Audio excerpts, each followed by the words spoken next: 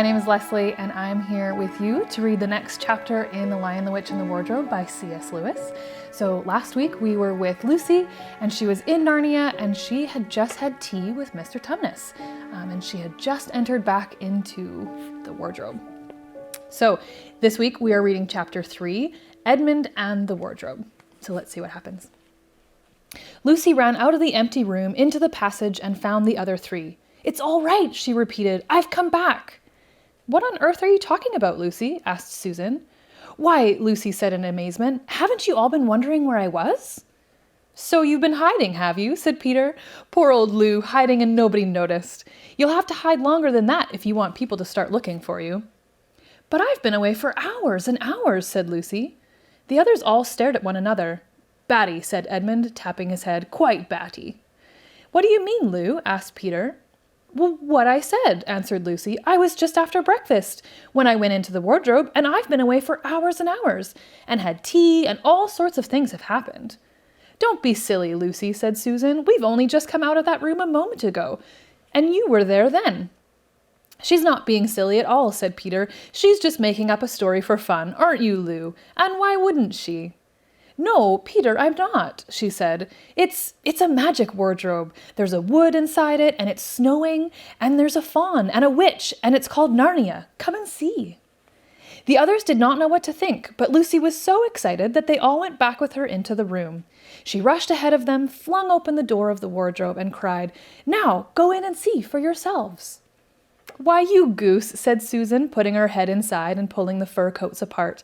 "It's just an ordinary wardrobe. Look, there's the back of it." Then everyone looked in and pulled the coats apart, and they all saw, Lucy herself saw, a perfectly ordinary wardrobe. There was no wood and no snow, only the back of the wardrobe with hooks on it. Peter went in and rapped his knuckles on it to make sure that it was solid. "A jolly good hoax, Lou," he said, as he came out again. "You have really taken us in, I must admit. We half believed you." "But it wasn't a hoax at all," said Lucy. "Really and truly. It was all different a moment ago. Honestly it was. I promise." "Come, Lou," said Peter. "That's going a bit far. You've had your joke. Hadn't you better drop it now?" Lucy grew very red in the face and tried to say something, though she hardly knew what she was trying to say, and burst into tears. For the next few days she was very miserable. She could have made it up to the others quite easily at any moment if she could have brought herself to say that the whole thing was only a story made up for fun. But Lucy was a very truthful girl, and she knew that she was really in the right, and she could not bring herself to say this. The others, who thought she was telling a lie, and a silly lie too, made her very unhappy.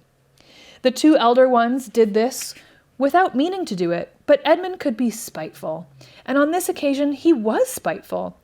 He sneered and jeered at Lucy and kept on asking her if she'd found any other new countries in any other cupboards all over the house. What made it worse was that these days ought to have been delightful. The weather was fine, and they were out of doors from morning to night, bathing, fishing, climbing trees, and lying in the heather. But Lucy could not properly enjoy any of it.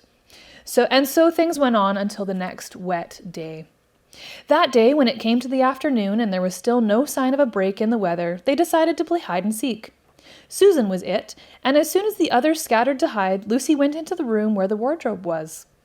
She did not mean to hide in the wardrobe because she knew that would only set the others talking again about the whole wretched business. But she did want to have one more look inside of it, for by this time she was beginning to wonder for herself if Narnia and the faun had not been a dream. The house was so large and complicated and full of hiding places that she thought she would have time to look into the wardrobe and then hide somewhere else.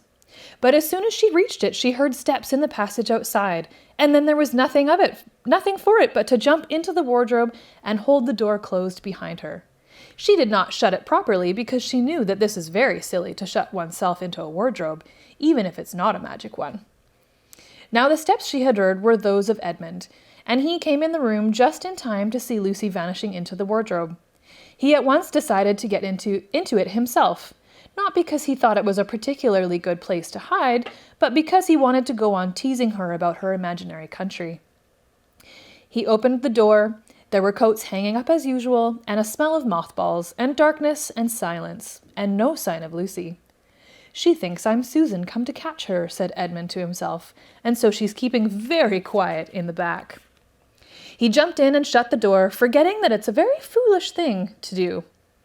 Then he began feeling about for Lucy in the dark. He had expected to find her in just a few seconds and was very surprised when he didn't. He decided to open the door again and let some light in. But he couldn't find the door either.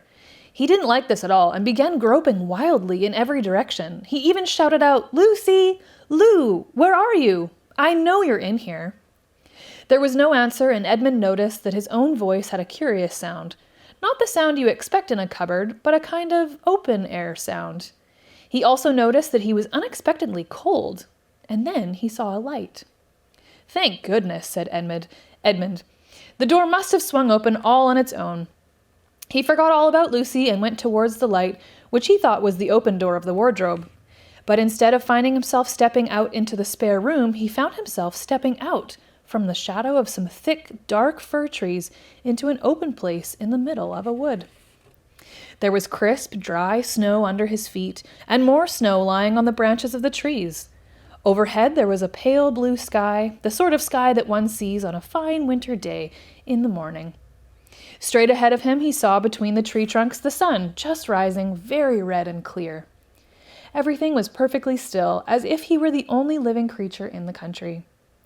There was not even a robin or a squirrel among the trees, and the woods stretched as far as he could see in every direction. He shivered. He now remembered that he'd been looking for Lucy, and also how unpleasant he had been to hear about the imaginary country, which now turned out not to have been imaginary at all. He thought that she must be somewhere quite close, and so he shouted, "Lucy! Lucy! I'm here too! Edmund!" There was no answer.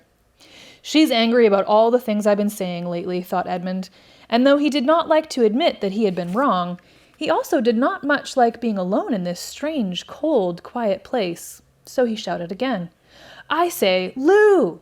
I'm sorry, I didn't believe you. I see now you were right all along. Do come out, make it, Pax." Still, there was no answer. "Just like a girl," said Edmund to himself, "sulking somewhere and won't accept my apology." He looked round again and decided he did not much like this place, and had almost made up his mind to go home, when he heard, very off in the wood, a sound of bells.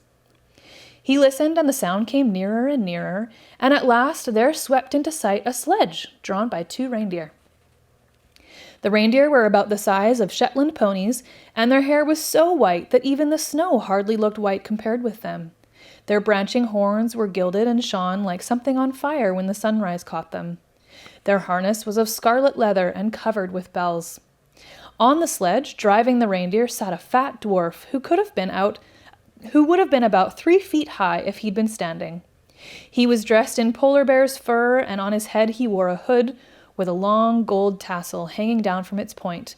His huge beard covered his knees and served him instead of a rug. But behind him, on much higher seat, in the middle of the sledge, sat a very different person. A great lady, taller than any woman that Edmund had ever seen. She was also covered in a white fur up to her throat, and held a long, straight golden wand in her right hand, and wore a golden crown on her head. Her face was white, not merely pale, but white like snow or paper or icing sugar, except for her very red mouth. It was a beautiful face in other respects, but proud and cold and stern.